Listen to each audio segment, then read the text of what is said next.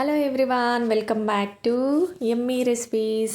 ఈరోజు వీడియోలో పరాటాల్లో ఎన్నో రకాల పరాటాలు ట్రై చేసి ఉంటారు కదా. ఈరోజు ఎగ్ చీజ్ పరాటాని ట్రై చేయండి. చీజ్ అంటే ఇష్టం ఉన్న వాళ్ళు తప్పకుండా ట్రై చేయాల్సిన రెసిపీ ఇది.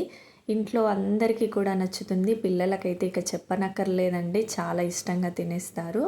ఒకసారి ట్రై చేయండి. ఇక్కడ నేను ఒక బౌల్లోకి 1 కప్పు మైదా పిండి, కొద్దిగా సాల్ట్, కొంచెం ఆయిల్ కూడా వేసుకొని ఒకసారి అంతా కూడా కలిసేలా కలుపుకున్న తర్వాత ఇందులోకి కొద్దిగా వాటర్ కూడా యాడ్ చేసుకుంటూ పిండినంతా కూడా ఇలా ముద్దలా తడుపుకొని మూత పెట్టేసుకొని పక్కన పెట్టేసుకోవాలి.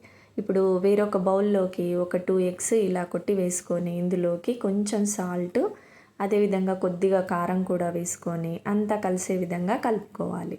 ఇప్పుడు ఒక ప్యాన్లోకి ఆయిల్ వేసుకొని మనం కలిపి పెట్టుకున్న ఈ ఎగ్ మిక్చర్ని కూడా వేసుకొని అంతా కూడా బాగా కలుపుకొని ఈ ఆమ్లెట్ని ఇలా స్మాష్ చేసుకుంటూ మంచిగా ఫ్రై అయ్యేంత వరకు ఫ్రై చేసుకొని పక్కన పెట్టేసుకోవాలి.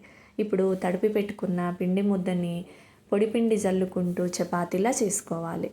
ఇలా కొంచెం రోల్ చేసిన తర్వాత ఇందులోకి మొజరెల్లా చీజు, మనం ఫ్రై చేసుకున్న ఎగ్ని కూడా వేసుకొని మళ్ళీ పైనుంచి ఇంకొంచెం మొజరెల్లా చీజ్ కూడా వేసుకొని ఈ స్టఫింగ్ అంతా కూడా బయటికి రాకుండా జాగ్రత్తగా ఇలా క్లోజ్ చేసుకోవాలి పిండి ముద్దని.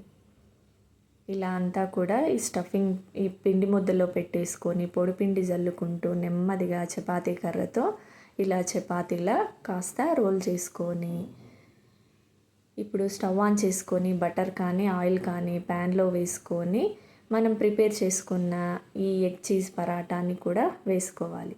ఇలా నెమ్మదిగా ఒకవైపు కాస్త కాలిన తర్వాత ఇంకోవైపు తిప్పుకుంటూ లోపల స్టఫింగ్ అంతా చీజ్ అంతా మెల్ట్ అయ్యేంత వరకు మంచి కలర్ వచ్చేంత వరకు ఫ్రై చేసేసుకొని ప్లేట్లోకి తీసేసుకున్నామంటే ఎగ్ చీజ్ పరాటా రెడీ అండి. చీజ్ అంటే ఇష్టం ఉన్న వాళ్ళు తప్పకుండా ట్రై చేయండి. ఇంట్లో అందరికీ కూడా నచ్చుతుంది. ట్రై చేసి ఎలా వచ్చిందో కామెంట్ చేయండి. వీడియో కనుక నచ్చినట్టయితే ప్లీజ్ లైక్ చేయండి, షేర్ చేయండి, సబ్స్క్రైబ్ చేసుకోండి. Thank you for watching.